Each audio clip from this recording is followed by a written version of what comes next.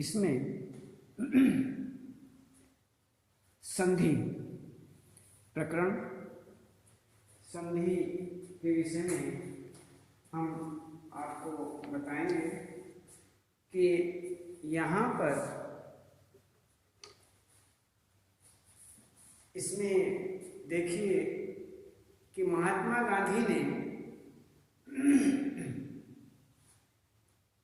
सबसे पहले तो हम देखते हैं कि संधि कहते किसे हैं। संधि कहते हैं जोड़ को। संधि होता है जोड़ना।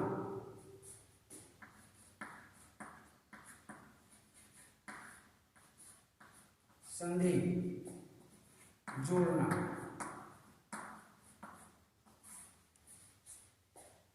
कैसे जोड़ना? जैसे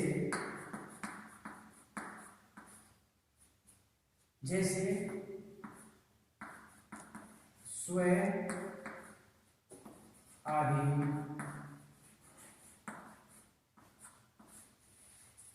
स्व आधीन ये शब्द आपका है तो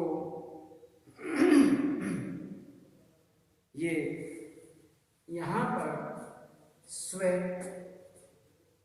इसमें हमें देखना है ये पहला पद और दूसरा पद, पहला और दूसरा, पहले पद का अंतिम वर्ण। अंतिम वर्ण हमने वर्णों के वर्ण विचार के अंतर्गत आपको बताया है कि जो भी व्यंजन है उसमें स्वर होता है। जिसमें हलंत नहीं लगा हुआ है, जिसके नीचे हलंत नहीं है, उसमें स्वर होता है। ये हम वर्ण विचार के अंतर्गत आपको बता चुके हैं। अब इसमें अंतिम वर्ण वही माना जाएगा। अंतिम वर्ण कौन सा माना जाएगा? ए। वे, जैसे वे जमा ए बराबर वे, ये होता है, ये माना जाता है। इसमें हलंत है, जब इसमें ए जोड़ दिया जाएगा तो ये हलंत हट जाएगा, पूरा वे हो जाएगा। अब जब इसमें वे नहीं है, इसमें वे में हलंत नहीं है, तो सीधी सी बात है कि इसमें ए जुड़ा हुआ है, ये जुड़ा हुआ है, इसलिए इसको अंतिम वर्ण कहते हैं। इसका आप ध्यान रखेंगे, इस अंतिम वर्ण का।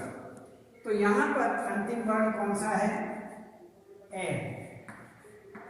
इसके बाद जमा, और जमा के बाद में दूसरे पद का पहला पद, दूसरे पद का पहला पद, दूसरा पद हमारा है आधीन। तो इसका पहला वर्ण ये हुआ आ, तो दोनों ए जमा आ, यही दोनों पद हैं। और इन दोनों पदों को जब हम आपस में मिलाएंगे तो क्या बनेगा? ए और आ मिलकर के आ ही बनता है, ये बन जाएगा आ।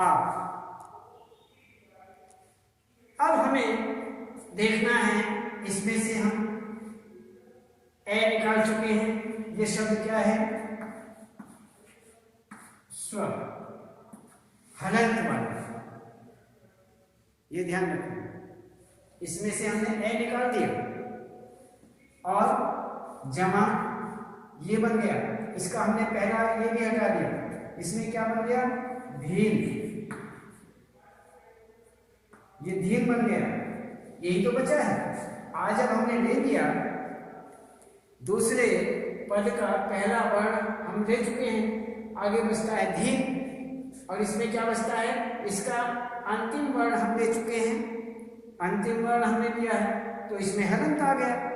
सीधी सी बात है, इसमें हलंत आ जाता है और इसमें धीन बच जाता है। इसका आगे लेते हैं तो आ स्व, इसका हलंत आ गया, आधा ए आने के बाद इसमें हलंत आ गया, ये जमा और धीन। अब इसमें देखना है कि ए और आ मिल करके आ बनता है। ये आ हो गया, तो हम इसको आ आ आधीन, आधीन इसको हम यहां रख देते हैं। तो इसमें हम देखते हैं कि आ हमने यहां रखा, ये जो आया, और आगे बचता है धीन। ये हमारा पूरा शब्द हुआ। जैसे स्व, आ इसमें जोड़ दिया जाए तो क्या बन जाएगा? स्वा। हलन हट जाएगा, स्वा बन जाएगा, आ जाएगा इसमें। और आगे धीन है तो आगे धीन। तो ये सब हो गया हमारा स्वाधीन। तो ये स्वाधीन बन जाता है।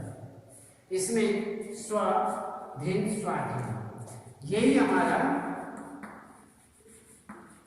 यही हमारा शब्द है। तो यहां पर हम देखते हैं संधि के अंतर्गत स्वाधीनता, अधीन, आधीन, स्वाधीन, इसमें ये केवल हमने आपको एक संधि का आधार बताया कि संधि क्या होता है? जोड़ होता है। संधि कहते हैं जोड़ने को। तो अब हम इसको देखते हैं। स्व, ए, स्व, अधीन, अधीनता,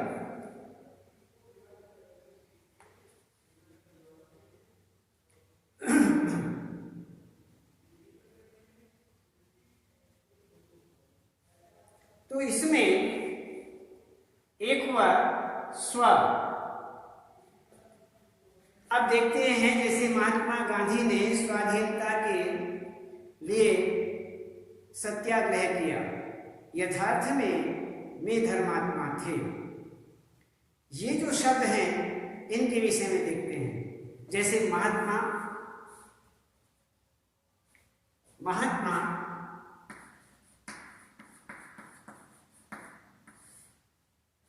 महात्मा, स्वाधीनता,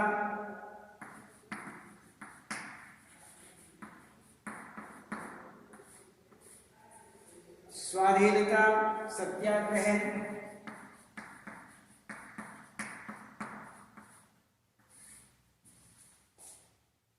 यथार्थ,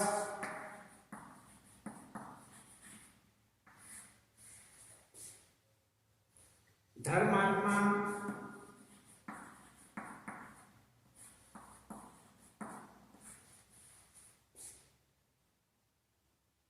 धर्मात्मा, ये शब्द हमारे हुए। अब इसमें हम देखते हैं अलग अलग, इनको हम, और संधि विच्छेद किसे कहते हैं? इन्हें अलग अलग करना। संधि का जो संधि हैं, शब्द हैं, उनको अलग अलग लिखना। महा आत्मा, महा आत्मा, महात्मा, स्व,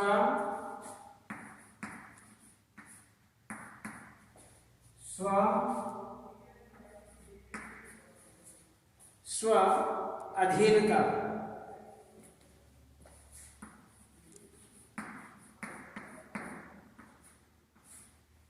स्वाधीनता, अधीनता, सत्य,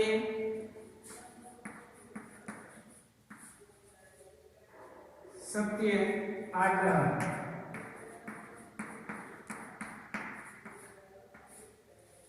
आग्रह, यथ, यथा,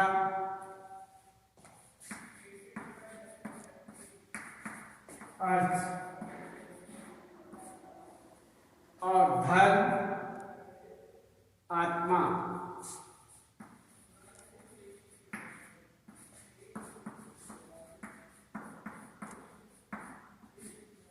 धर्म आत्मा, इसमें आ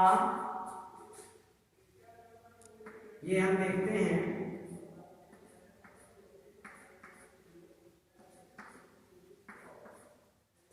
आ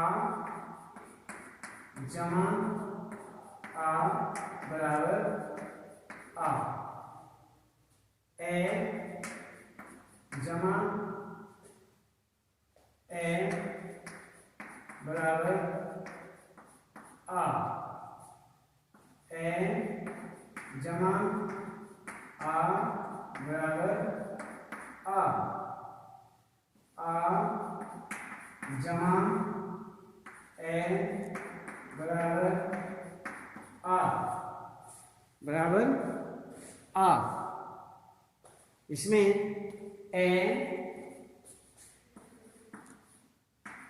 जमा आ बराबर आ,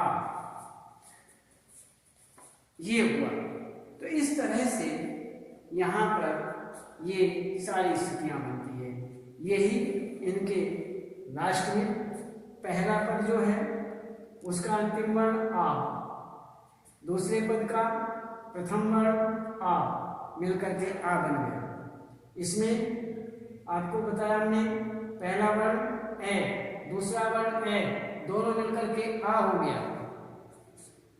यह ए आ मिलकर के आ होता है, आ जमा ए बराबर आ, ए जमा आ बराबर आ। ये इस प्रकार से यहाँ पर संधि है। अब आगे देखते हैं।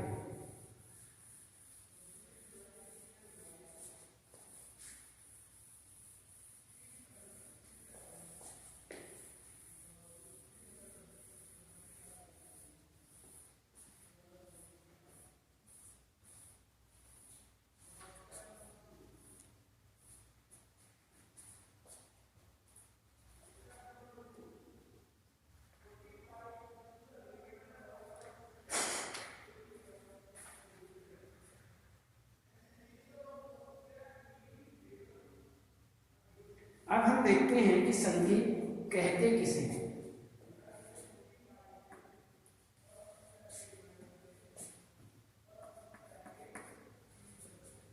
अब दो ध्वनियों या वर्णों के मेल से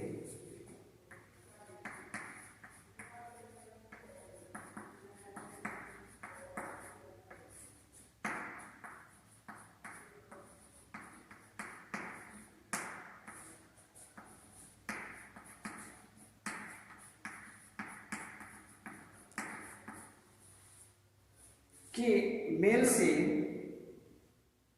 जो विकार या परिवर्तन होता है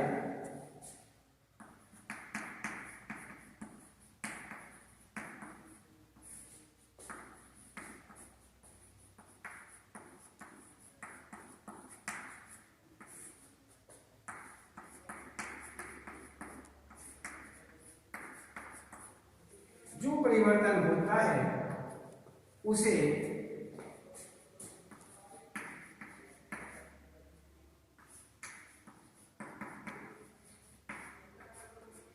संधि कहते हैं।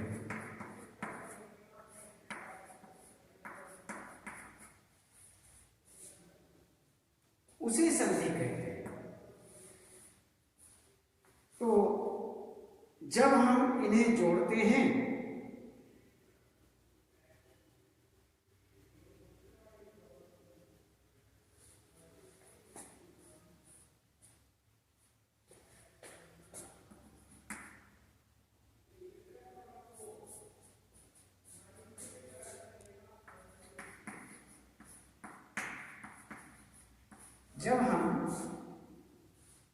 इन्हें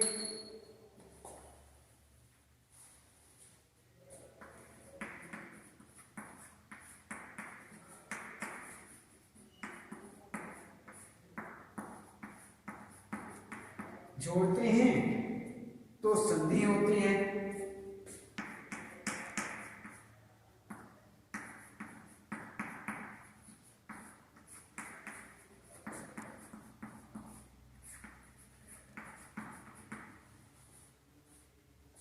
जब हम इन्हें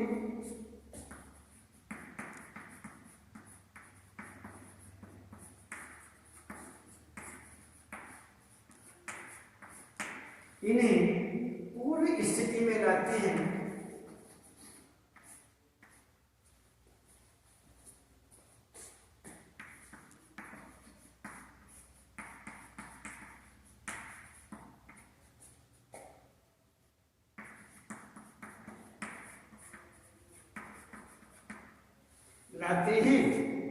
तो संधि विच्छेद होता है।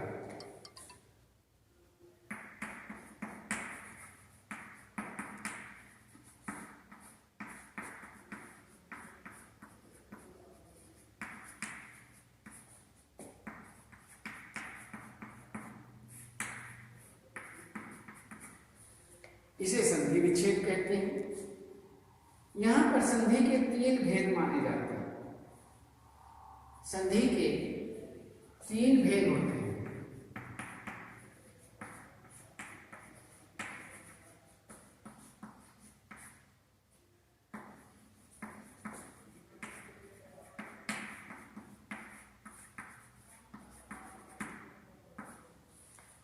तीन भेद होते हैं: स्वर संधि,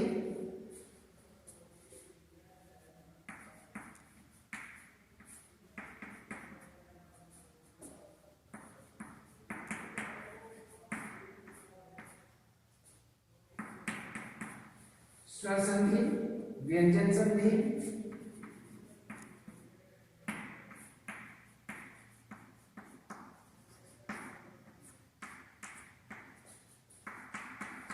और विसर्ग संधि।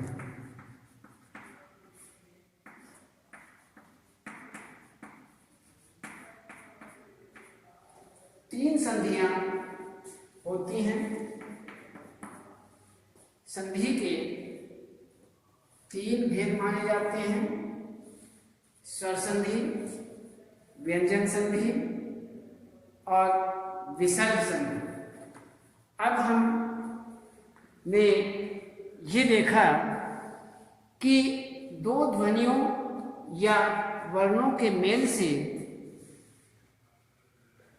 जो विकार या परिवर्तन होता है उसे संधि कहते हैं। जब हम इन्हें जोड़ते हैं तो संधि होती है, और जब हम इन्हें पूर्व स्थिति में लाते हैं अर्थात इन्हें अलग अलग करते हैं, जब इन्हें अलग अलग को हम दोनों को इकट्ठा जोड़ेंगे तो संधि कही जाएगी, जोड़ कहा जाएगा। और यदि इनको हम जुड़े हुए को अलग अलग करते हैं अर्थात पूर्व स्थिति में लाते हैं, पहले वाली स्थिति अलग अलग थे, हमने जोड़ा तो संधि हो गई, उसे संधि कहते हैं। और यदि हम पहली स्थिति में अर्थात इनको अलग अलग रखते हैं तो संधि विच्छेद कहा जाता है। विच्छेद करना, अलग अलग करना।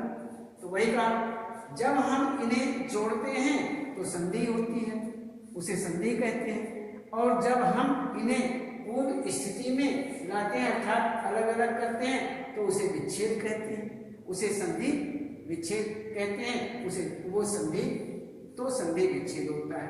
तो इस प्रकार से संधि और संधि विच्छेद कहा जाता है। यदि हम देखें कि संधि जो है वो कितने प्रकार की होती है तो हम इस बात को अच्छी तरह से जान जाते हैं। तो संधि 3 प्रकार की मानी जाती है। कैसे? एक होता है स्वर संधि, इसमें एक स्वर संधि कही जाती है, दूसरी व्यंजन संधि होती है और तीसरी विसर्ग संधि होती है। इसमें हमने संधियों को 3 भागों में बांट दिया गया है और 3 भागों में बांट करके हमने आगे संधि को इस प्रकार से रखते हैं कि सबसे पहले हम देखते हैं कि स्वर संधि कहते किसे हैं। इस विषय में हम बात करते हैं।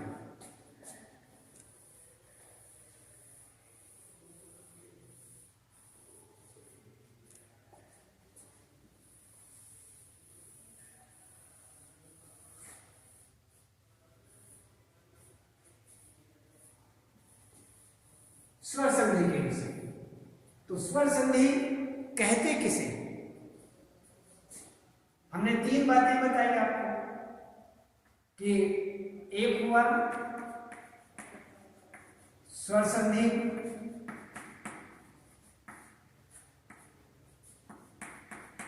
दूसरा भेद हुआ व्यंजन संधि और तीसरा भेद हुआ विसर्ग संधि।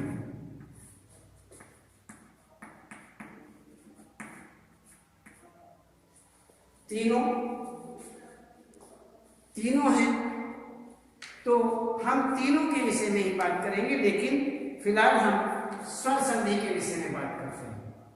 स्वर संधि, तो सबसे पहले हम देखते हैं स्वर संधि किसे कहते हैं। जब स्वर के बाद स्वर आने पर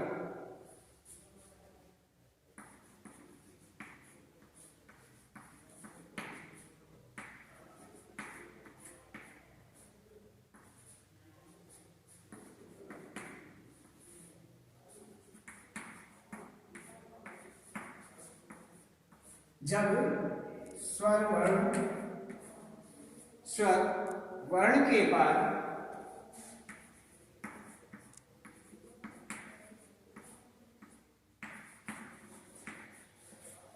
स्वर वर्ण आने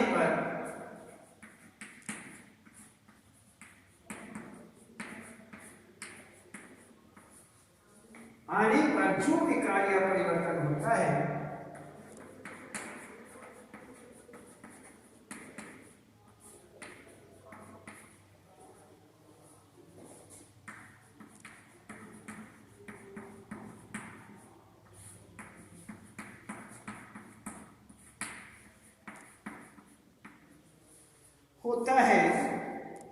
उसे स्वर संधि कहते हैं।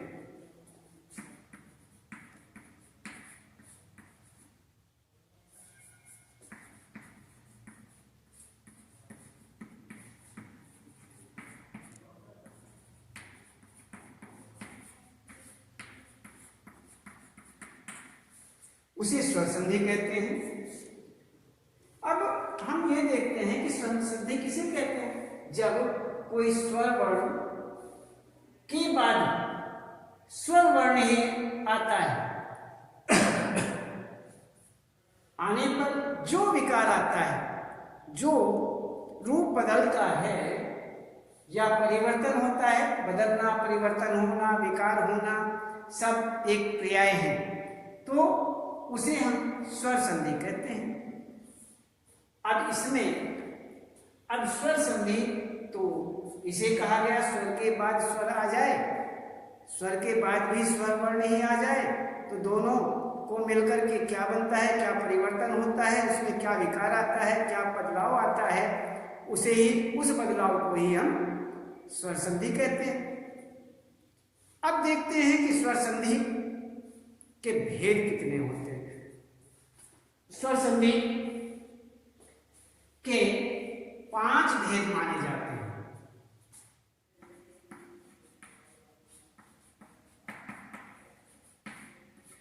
स्वर संधि 5 प्रकार, स्वर संधि के 5 भेद होते हैं।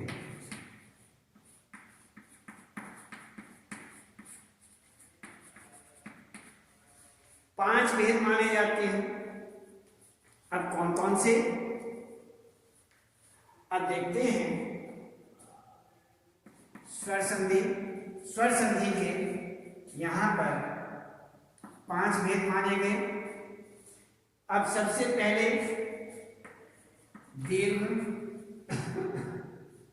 दीर्घ संधि,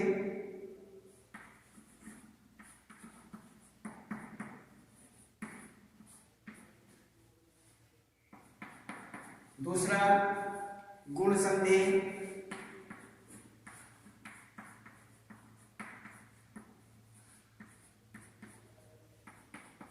तीसरा वृद्धि संधि,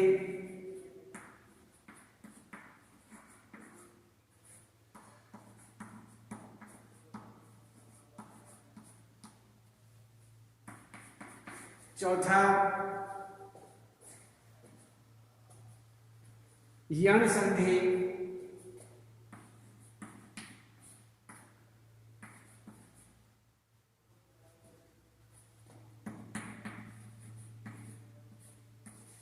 और पांचवा भेद होता है अयादी।